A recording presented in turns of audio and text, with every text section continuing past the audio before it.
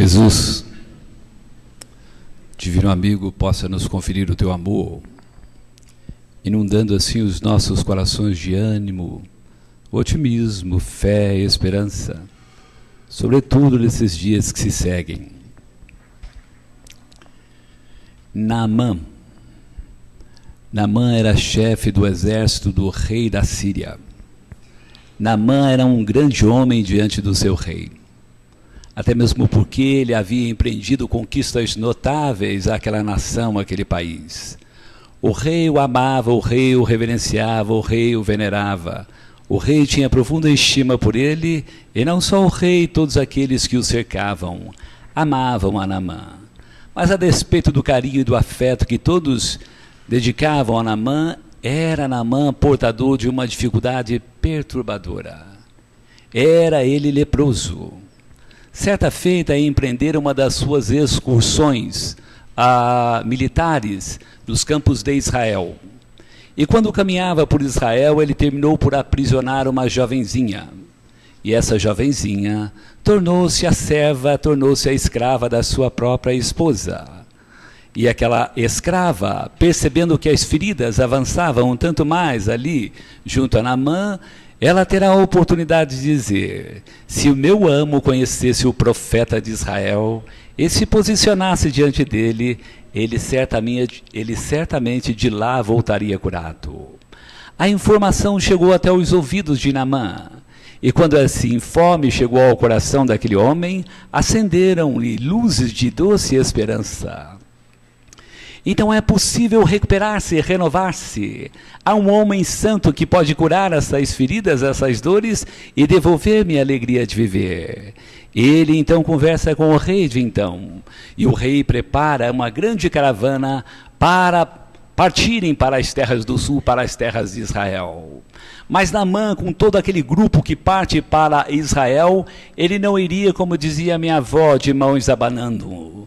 Ele preparara ali os seus camelos com ricos tesouros de ouro, de prata e de tecidos nobres que só existiam na Síria. Ele desejava oferecer àquele homem que iria lhe devolver a saúde, o vigor, o ânimo, a esperança, devolver a vida, enfim. E aquela caravana então empreendeu aquela longa viagem por aquele deserto sacrificial. E quando o grupo chegou até as terras de Israel, encontraram-se com o profeta de então. Lá estava o profeta de Israel de nome Eliseu. E Naamã adiantou-se um tanto mais e lhe ofertou ali aquele rico tesouro de ouro, prata e belos tecidos da Síria. E para a perplexidade de Naamã, aquele homem de Deus, aquele profeta Eliseu, desprezou, recusou aqueles tesouros. Naamã não compreendeu e ficou perplexo. Naamã era alguém convencido de que, na terra, para conquistarmos a segurança, a paz, a alegria, a felicidade, talvez até a saúde, é imperioso termos um tesouro amontoado à nossa frente. E ele não compreendia que aquele homem desprendido e despojado não precisava desses tesouros.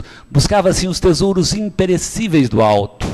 E como Naamã buscava os tesouros do alto, ele se deixou levar pela arrogância, pela prepotência, pelo autoritarismo, e imaginava que nasceu para ser servido, nasceu para ser amado, nasceu para ser respeitado, nasceu para ser lisonjeado, nasceu para ser isso ou aquilo. Nasceu Naamã para recolher o benefício de todos, e esse autoritarismo alcançava o teu coração.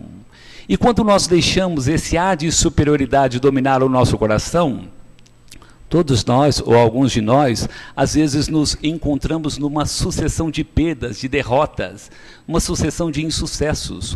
Comece a perceber se o autoritarismo é a realidade do meu coração. Se eu sou deixado levar pela arrogância, pelo egoísmo, pelo orgulho exacerbado, uma sucessão de derrotas em minha vida, de perdas, de insucessos. Comece a pensar naquela pessoa, porque na terra nós conhecemos alguém arrogante, alguém autoritário. E esse alguém arrogante, esse alguém autoritário, nós podemos elencar algumas das suas perdas. Não raro na intimidade do lar, aquele homem autoritário, agressivo, ele perdeu a confiança do cônjuge ali do lado. E se o casamento não esboroou totalmente, o outro lado se entrega ao mutismo, à distância. Mas aquele coração autoritário também tem filhos. E ele, claro, vestindo-se das expressões de agressividade, de maldade, descobriu nos filhos um estranho, e o silêncio é o que o liga o seu coração àqueles filhos. Mas aquele coração autoritário e prepotente também tem emprego, ou melhor, quantos empregos já perdeu com essa condição de autoritarismo, de prepotência, de falsa superioridade? Mas ele é patrão. Quantos clientes já perdeu? Mas ele é patrão e tem empregados.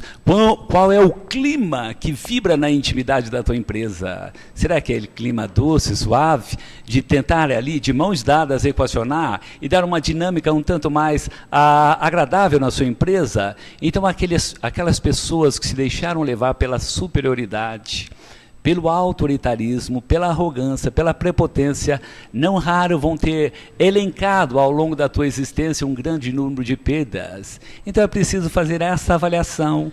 Naamã assim era, e ele ficara perplexo porque aquele homem de Deus recusara-se aqueles presentes.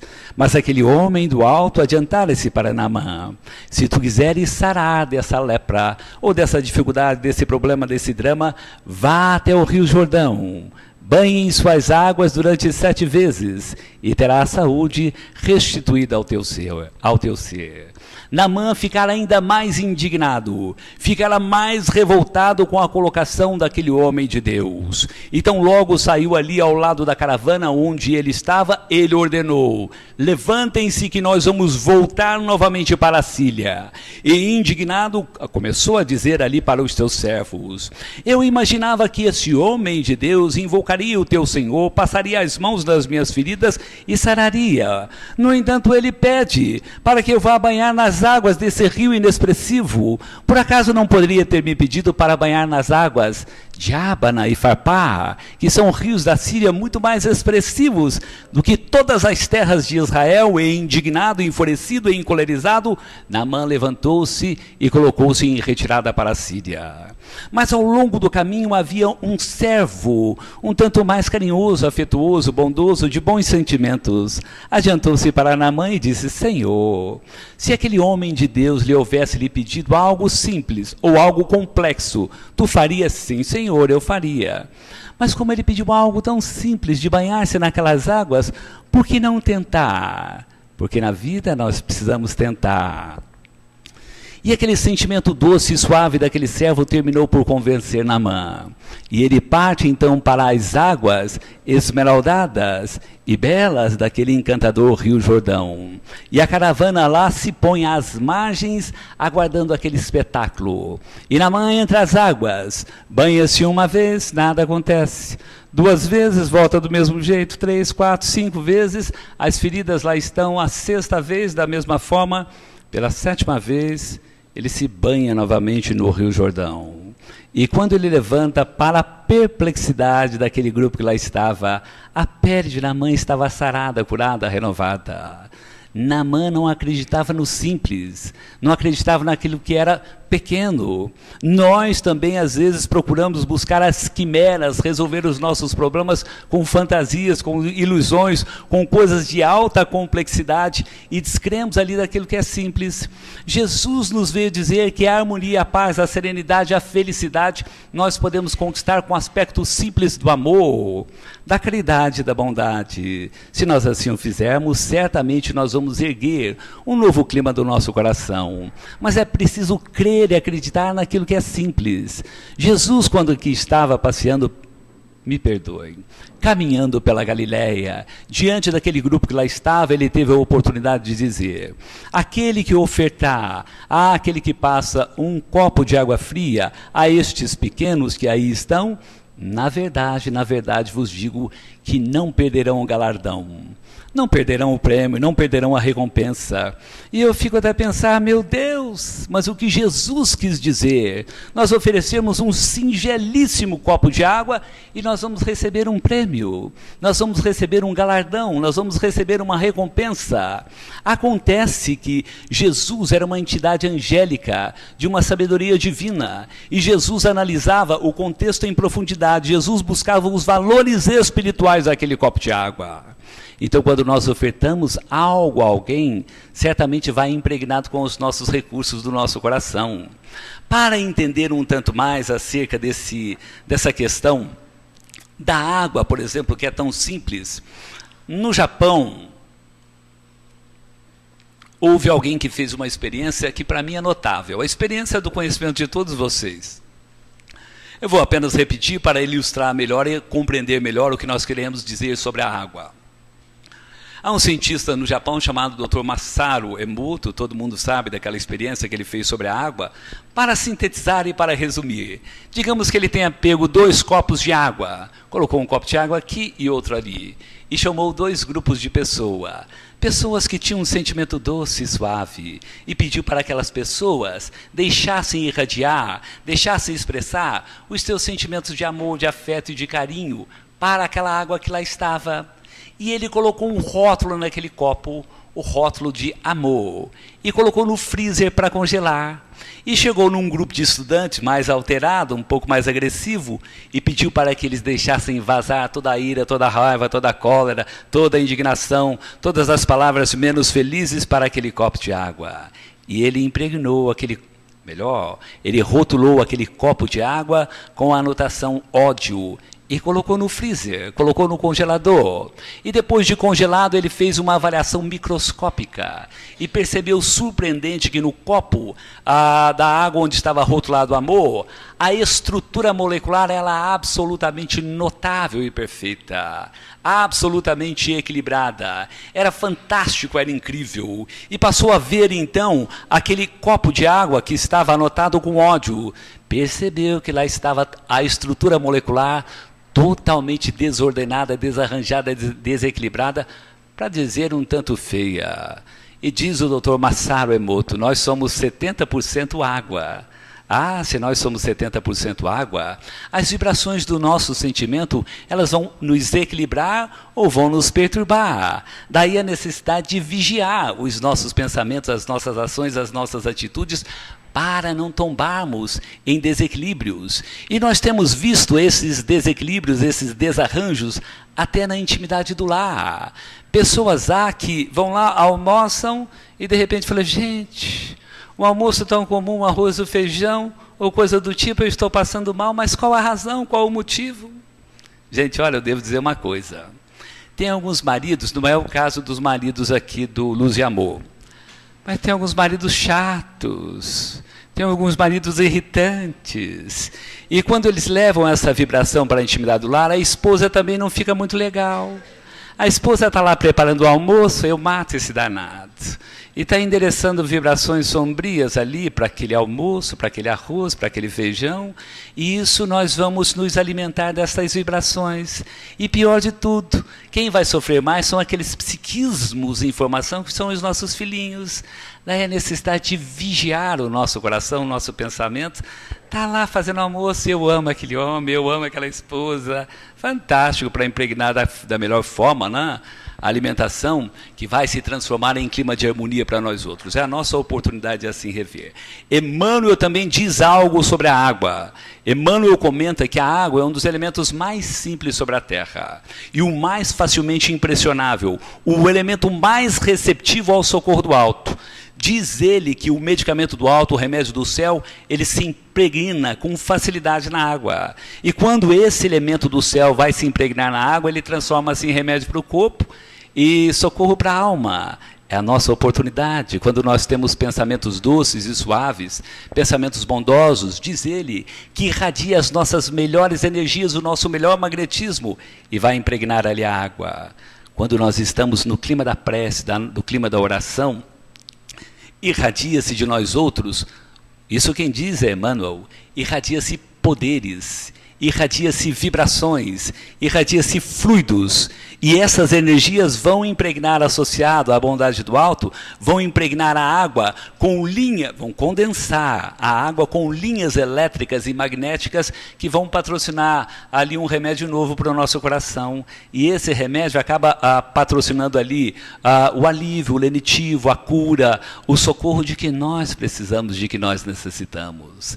Diz ainda Emmanuel que quando nós oramos, quando nós entregamos naquele clima de meditação, quando nós buscamos o socorro da poesia celeste, do hino da oração, falamos com Deus, entramos em comunhão com o alto, nós nos transformamos em antenas vivas. E essas antenas celestes captam, claro, por um canal psíquico, as energias do alto. E essas potências, esses poderes de natureza superior alcançam nós outros e nós podemos irradiá-los, endereçá-los a quem deles tem a necessidade. Particularmente na intimidade do lar, nós podemos endereçar para o marido, para a esposa, para o filho, para o colega de trabalho, na escola, no trânsito, seja onde for, que a gente possa endereçar o que nós temos de melhor, o que é de mais belo, o que é de mais expressivo para o nosso coração. Mas Emmanuel diz ainda que é dessa forma que que o alto acaba derramando esse orvalho divino. E quando esse orvalho celeste, quando essa energia divina derrama-se do alto, ele nos alcança com esses raios de amor e promove esse bem-estar de que todos nós precisamos, de que todos nós necessitamos. Alguém pode dizer, então quer dizer que se eu tiver um pensamento eu posso me transformar numa antena viva? De fato assim o é. Todos nós somos antenas vivas a captar aquilo de que nós precisamos, aquilo de que nós necessitamos. No entanto, há corações que buscam pensamentos ou vibrações ou atitudes menos felizes. Alguém se deixa levar pela cólera, pela ira, pela raiva, por ressentimentos, por agressões, por planos e projetos de vinganças. E quando esse é a qualidade, o teor dos nossos pensamentos, dos nossos sentimentos, nós recebemos certos impactos, certos golpes inferiores de vibrações que vão nos desarranjar, que vão nos perturbar, que vão nos fazer sofrer. Diz André Luiz que o pensamento, ele possui propriedades elétricas capazes de mudar a atmosfera em torno. O pensamento benévolo, o pensamento bondoso, o pensamento de amor. E é uma grande realidade, é uma grande verdade. A gente vem aqui no Luz e Amor, o clima é suave, o clima é doce. Às vezes nós vamos em determinadas casas onde o clima é... Não casas espíritas. Eu estou dizendo casas em que alguns corações elegeram ali aquela verborragia menos feliz, aquelas palavras agressivas, sombrias e perturbadoras, e acabam tingindo a coloração daquele ambiente com as vibrações mais perturbadoras, mais amargas. Então André Luiz deixa bem claro que nós somos responsáveis pelos nossos pensamentos. Há um ditado na Terra, diz: dize-me com quem tu andas e eu te direi quem tu és. A doutrina espírita pode até mudar um pouquinho, né? Dize-me o que tu pensas e eu te direi com quem tu andas. Nós atraímos o que está na intimidade do nosso ser, do nosso coração. Se eu tenho pensamentos benévolos, bondosos, eu vou atrair a luz, que vai auxiliar a erguer a harmonia, a paz, a serenidade junto do meu coração. Se eu sou castigado por projetos menos felizes, menos perturbadores, eu vou ser sufocado por sombras que promovem desarranjos, desequilíbrios, dores e sofrimentos. Então a decisão é toda nossa. Há que perceber. No entanto, alguns de nós não paramos para observar qual é o nível de pensamento que vibra no nosso ser. Há pessoas que estão confortáveis com aquelas vibrações menos felizes. Elas se acomodaram àquela situação. Nós visitamos algumas casas, como o grupo aqui do Luz e Amor. Às vezes a gente tem a oportunidade de ir à intimidade de alguns lares e levar ali o benefício de uma palavra, de uma mensagem, talvez ali a migalha de um vívere, de um agasalho ou coisa do tipo, um medicamento. E tem uma casa que nós vamos, essa casa que nós vamos, aquela senhora tem uma filhinha, ela tem uma dificuldade de raciocínio, a filhinha dela. E o marido já foi embora já há muito tempo, tem um outro filho também. E ela tem essa filhinha, e a pretexto de proteger a filhinha, ela fecha toda a casa. Ela fecha a janela, fecha a porta. E eu disse: senhora, é imperioso deixar a janela aberta.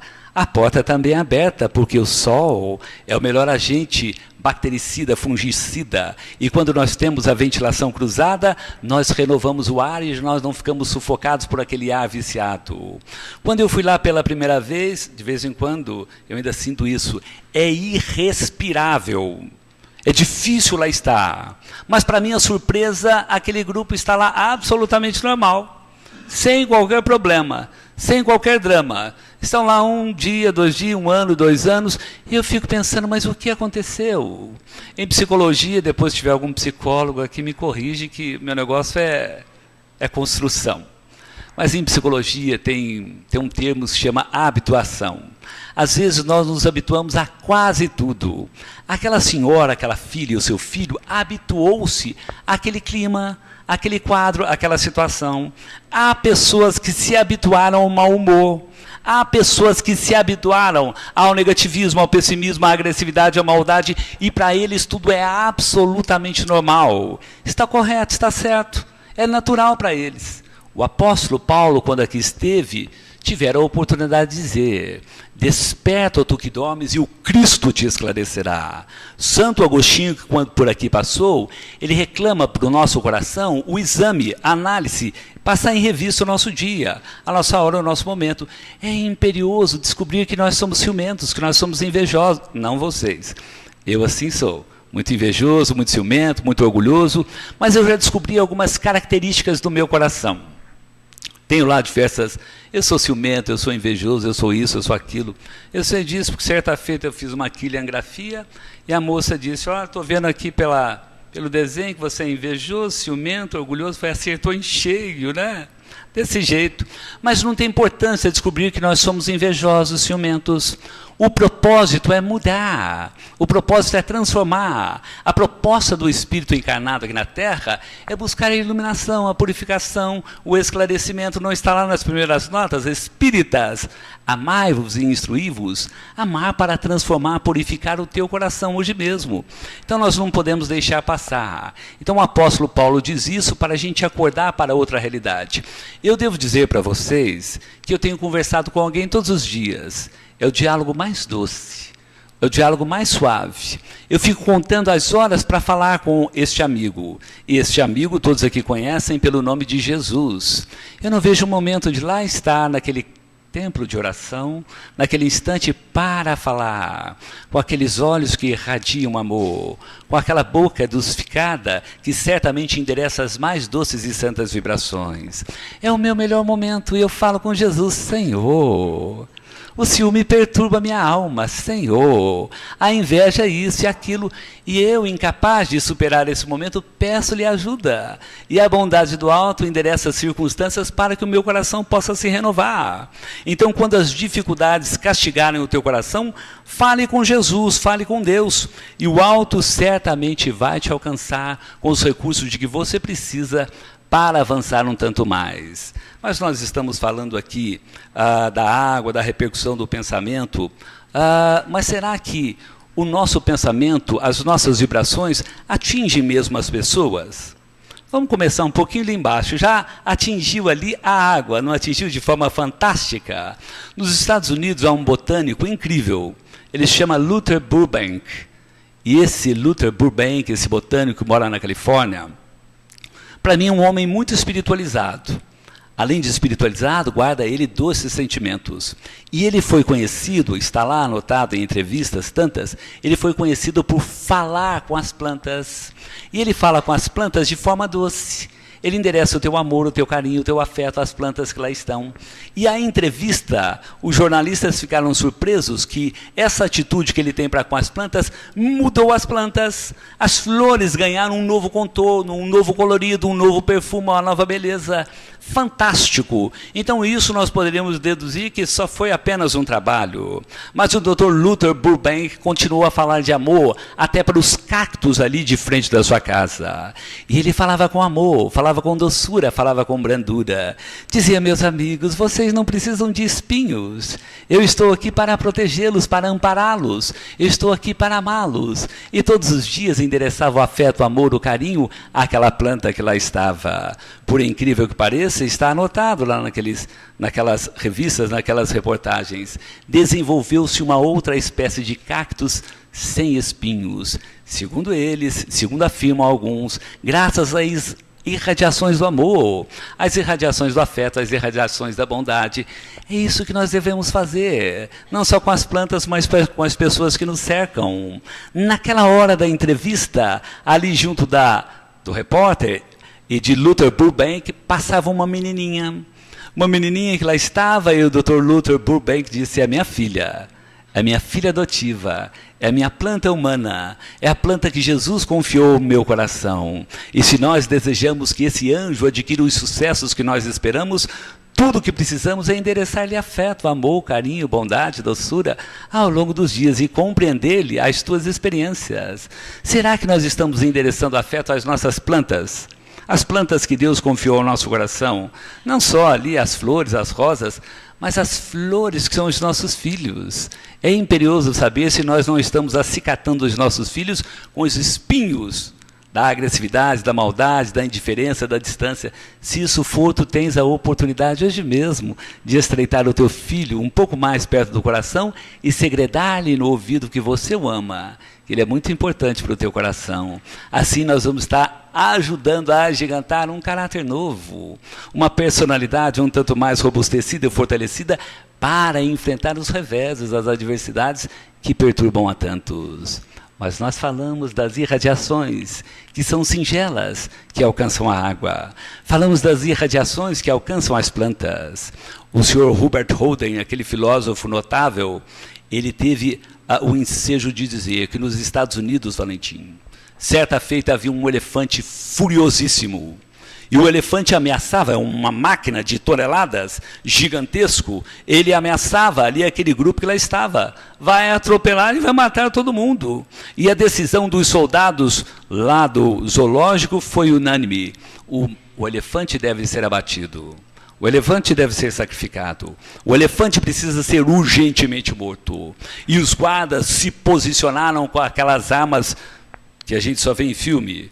E eles já se posicionaram para abater aquele elefante furioso.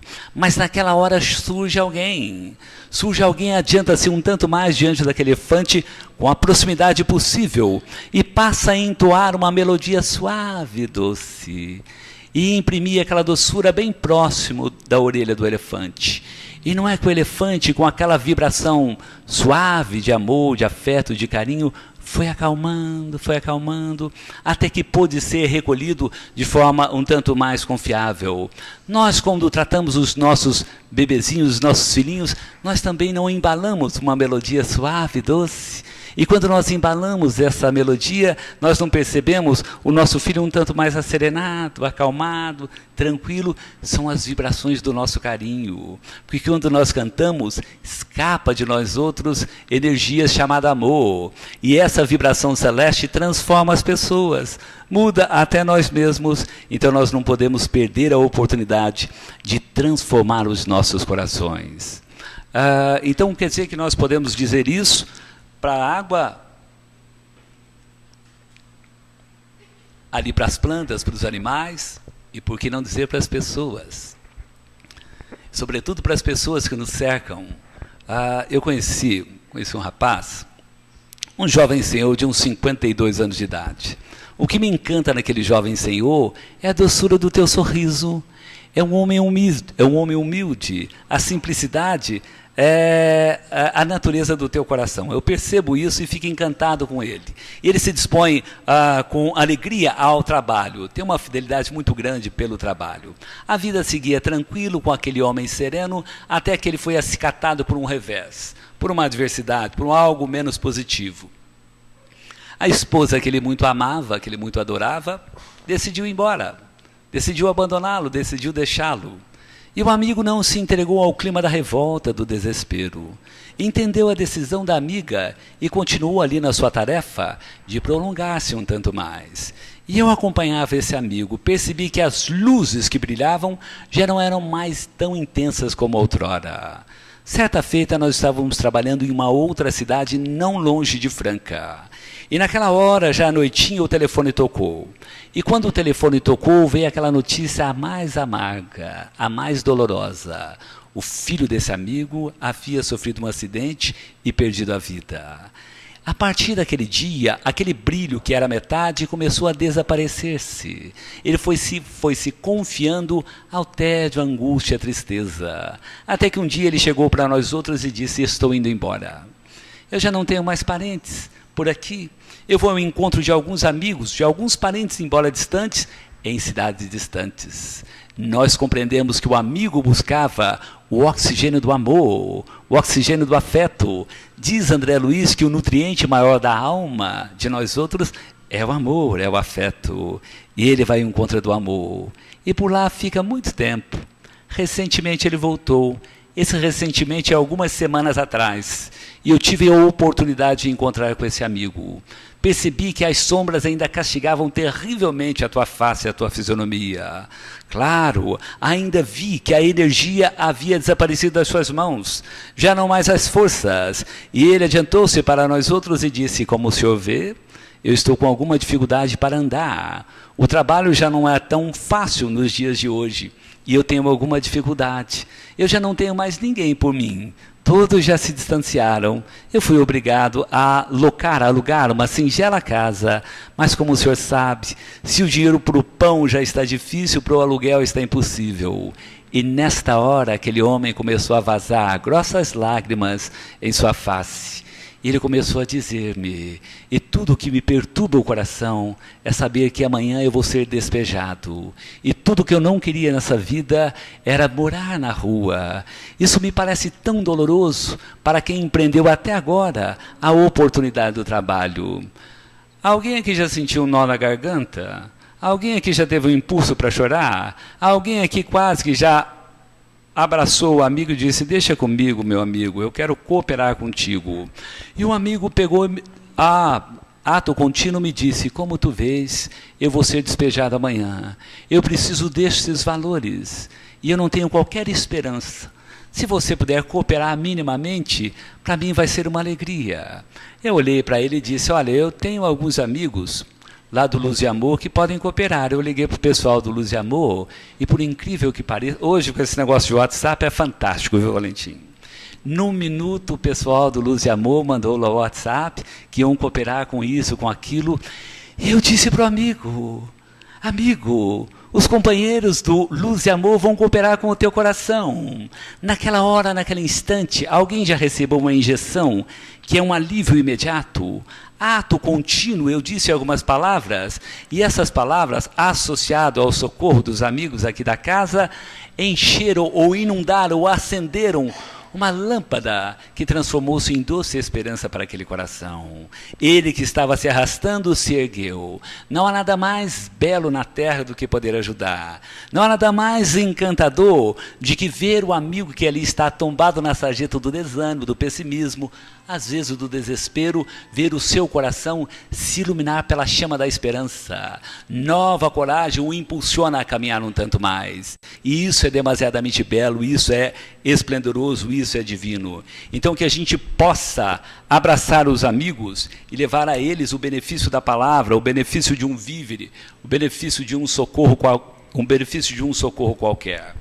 Eu confesso que tinha mais algumas coisas para dizer, mas eu queria encerrar também com Smalha, é um anjo celestial que socorre Campos da Paz, e André Luiz lá estava, nessa colônia espiritual, que socorre tantos corações que chafurdaram no lamaçal do ódio, do crime, da perversidade, da maldade, e esses corações se anestesiaram num sono profundo. Eles que lá estão, foi chamado por André Luiz de múmias que dormem, são corações que dormem, e lá padeciam. Em determinado momento, Smalha começou a entoar o hino da prece. E quando ela começou o hino da prece, ela começou a transformar-se e irradiar luzes diamantinas. E essas luzes diamantinas atraíram flocos de luzes esplêndidas do céu. Logo a seguir, as luzes escaparam de cada um daqueles que lá estavam e alcançaram aquelas múmias, aqueles corações que estavam castigados não por sono reparador, mas por pesadelos torturantes. Escapavam daqueles que se prontificavam a ajudar, o carinho e as vibrações de que eles precisavam.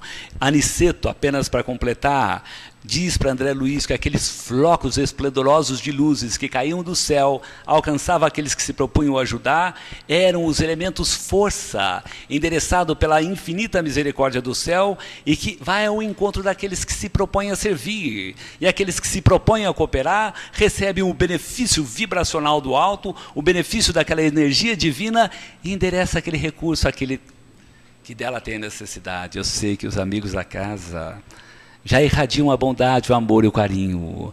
A partir de hoje nós vamos guardar a confiança e a certeza de que essa estrela celeste que brota no nosso coração, plantada por Jesus, estará em comunhão, em sintonia, em conexão. E sempre que as dificuldades acicatar nos nossos corações, nós vamos tocar a mão no coração e lembrar que Jesus aí está, com as suas mãos divinas, endereçando os recursos para apaziguar, para encorajar, para confortar e para fortalecer os nossos corações a caminhar um tanto mais.